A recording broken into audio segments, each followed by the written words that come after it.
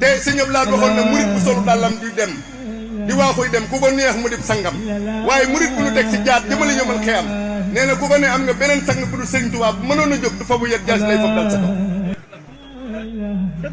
Sëriñ Tuubaa rek la ñu yaakaar sunu yëngutu ak sunu dal ni ko sëriñ bokkoon rek sunu yëngutu ak sunu dal sunu dund ak sunu dee sunu am ak sunu ñàkk lépp Sëriñ Tuubaa la ñu yaakaar fii nu nekk nag ak ëllëg sunu gannaaw bakkan te foofa nun am nañ yaqiin ndax ngëm rek a fi ne ngëm a fi ne rek ngëm nag Sëriñ Abdou Lahad waxoon na ni gëm yàlla mooy ñàkk a mën a teg sa baaraam si lëf du tee nga mën a waat ni loola lu am la lu nekk la. La ilaha illallah. La ilaha illallah.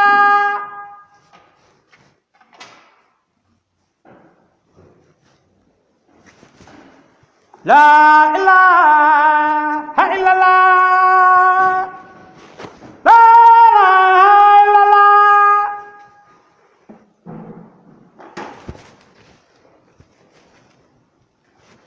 La ilaha illallah.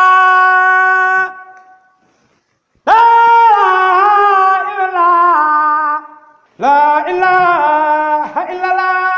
La ilaha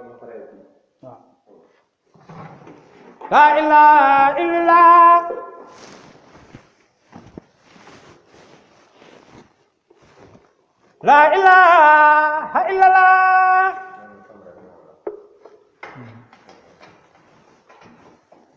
La ilaha illallah.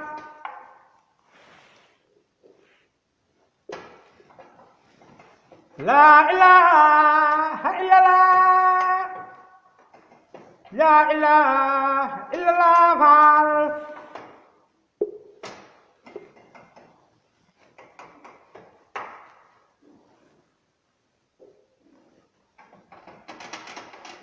La ilaha illallah.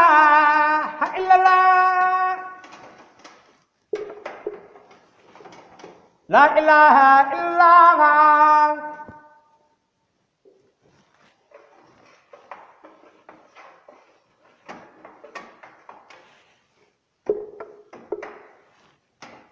La ilaha illallah. La ilaha illallah.